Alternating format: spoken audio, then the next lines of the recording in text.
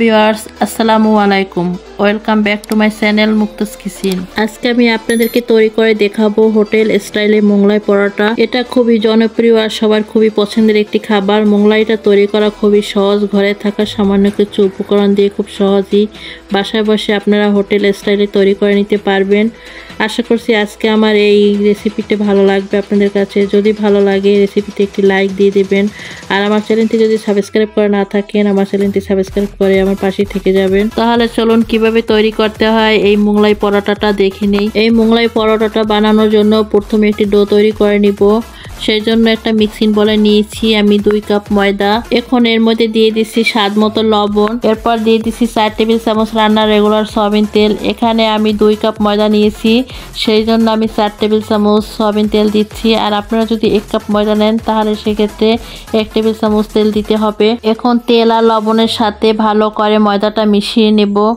ময়দাটার সাথে তেল আর লবণটা ভালো করে মিশিয়ে নিয়েছি। তেল আর লবণ ভালো করে মেশানোর পরে এবার আমি নর্মাল তাপমাত্রা পানি নিয়ে একটা ডো তৈরি করে নিব। একসঙ্গে আমি বেশি পানি না দিয়ে অল্প অল্প করে পানি দিব, এতে ডোটা আমার পারফেক্টভাবে তৈরি করা হবে। আমি অল্প অল্প করে পানি নিয়ে একটা ডো তৈরি করে নিয়েছি। আমার ডোটা খুব ভালোভাবে তৈরি করা হয়ে গেছে। এই ডোটা আমরা নর্মাল পরোটা যেমন বানাই ঠিক তেমন একটা ডো তৈরি করে নিতে হবে। খুব একটা শক্ত না আবার একদম নরমও না। এবার আমি হাতের তালুতে সামান্য একটু তেল নিয়ে ডোটাতে মাখিয়ে নিচ্ছি যাতে এটা ড্রাই না হয়ে যায়।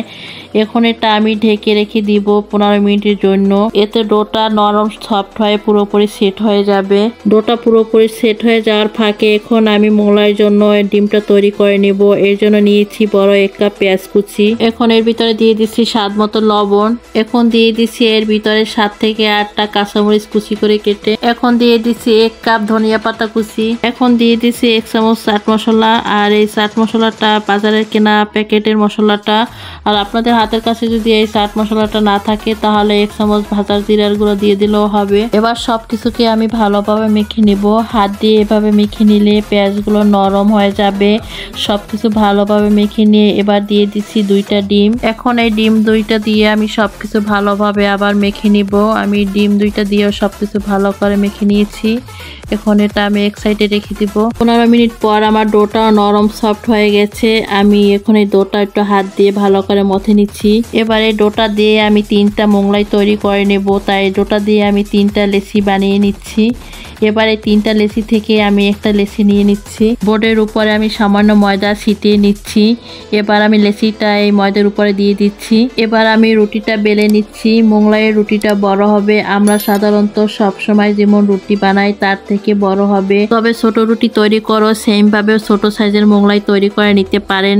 পার্থক্য শুধু বড় আর একটু ছোট, কিন্তু বানানোর পদ্ধতিটা একই থাকবে। তবে যার যেভাবে সুবিধা তেমন করে রুটিটা বানিয়ে মোগলাইটা তৈরি করে নেবেন। তবে খেয়াল রাখতে হবে রুটিটা যেন বেশি মোটা আবার বেশি পাতলা না হয়। আমি বড় সাইজের একটি রুটি বানিয়ে নিয়েছি।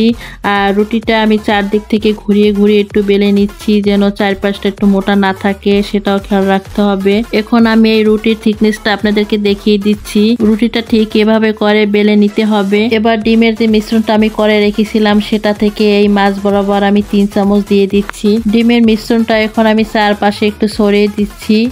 তবে ভাজ দেবার জন্য চারপাশে কিছুটা জায়গা ফাঁকা রাখতে হবে রুটিটা ভাজ দেবার জন্য। প্রথমেই এক সাইড থেকে এভাবে একটু ভাজ দিয়ে দিতে হবে। তারপর ভাঁজটা দিয়ে হাত দিয়ে একটু চেপে চেপে দিতে হবে। তারপর ডিমের মিশ্রণ থেকে সাইডে কিছুটা লাগিয়ে দিতে হবে, এতে পরে ভাঁজ দিলে তেলের উপর দিলে পরে খুলে যাবে না। এখন অপর সাইডও লাগিয়ে হাত দিয়ে একটু চেপে চেপে দিতে হবে, তাহলে খুলে যাওয়ার চান্স থাকবে না। সেম অপর 2 পাশে একটু ডিমের মিশ্রণ লাগিয়ে ভাঁজ দিয়ে নিয়েছি।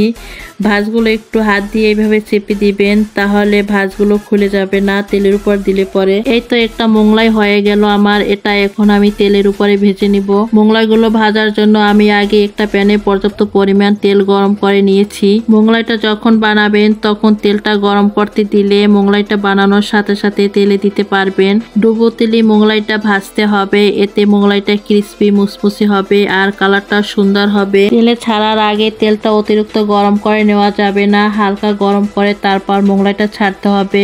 মোগলাইয়ের ভাজটা যে পাশে দিবেন সেটা তেলের নিচে থাকতে হবে, এতে মোগলাই পরোটা পরোটাটা খুলে যাওয়ার সম্ভাবনা থাকবে না। এবার চুলার জালটা মিডিয়াম করে মোগলাইটা আমি ভেজে নিব। উপর থেকে এভাবে তেলটা উঠিয়ে দিতে হবে। এভাবে মিডিয়াম আছে ভেজে নিব, তাহলে ভিতরে ডিমটা খুব ভালো করে হবে, তা না হলে ভিতরটা কাঁচা থেকে যাবে আর উপরটা দ্রুত কালার চলে আসবে। চুলার জালটা বাড়ানো যাবে না, তাহলে ভিতরটা কাঁচাই থেকে যাবে আর উপরটা দ্রুত কালার চলে আসবে, সেদিকে লক্ষ্য রাখতে হবে। তাই মোগলাই পরোটাটা কম আছে ভেজে নিতে হবে। এক পাশ ভেজে নেবার পরে আমি অপর সাইড উল্টিয়ে দিচ্ছি। এভাবে আমি মোগলাই পরোটাটা আমি উল্টিয়ে পাল্টিয়ে দুই পাশ ভেজে নিব বাদামি কালার না আসা পর্যন্ত। তবে খেয়াল রাখবেন চুলার জালটা কিছুতেই বাড়ানো যাবে না, মিডিয়াম আঁচে ভেজে নিতে হবে। আর যদি চুলার জালটা বাড়ানো হয় তাহলে ভিতরটা কাঁচাই থেকে যাবে আর উপরটায় দ্রুত কালার চলে আসবে। তাই এটা খুব কম আঁচে ভেজে নিতে হবে, সেদিকে লক্ষ্য রাখতে হবে। এভাবে মোগলাই পরোটাটা আমি উল্টিয়ে পাল্টিয়ে দুই পাশ ভেজে নিয়েছি বাদামি কালার করে। এখন মোগলাইটা আমি তেল থেকে তুলে নিব আর এভাবে বাকি পরোটাগুলো আমি ভেজে নিব। এখন এগুলো ঠান্ডা হয়ে আসলে আমি কেটে নেব। আমি মোগলাইগুলো খুব ছোট ছোট করে কেটে নিয়েছি, আপনারা আপনাদের পছন্দ মতো ছোট বড় করে কেটে নেবেন। আমি আপনাদেরকে একটা মোগলাই কেটে দেখাচ্ছি আর বাকিগুলো আমি পরে কেটে নিব। খুবই সুন্দরভাবে হয়েছে ভিতরটা, আমি আপনাদেরকে দেখাচ্ছি কতটা সুন্দরভাবে হয়েছে। ভিতরের ডিমটা কতটা সুন্দরভাবে জমে গেছে। আমার তৈরি হয়ে গেছে হোটেল স্টাইলে মোগলাই পরোটা।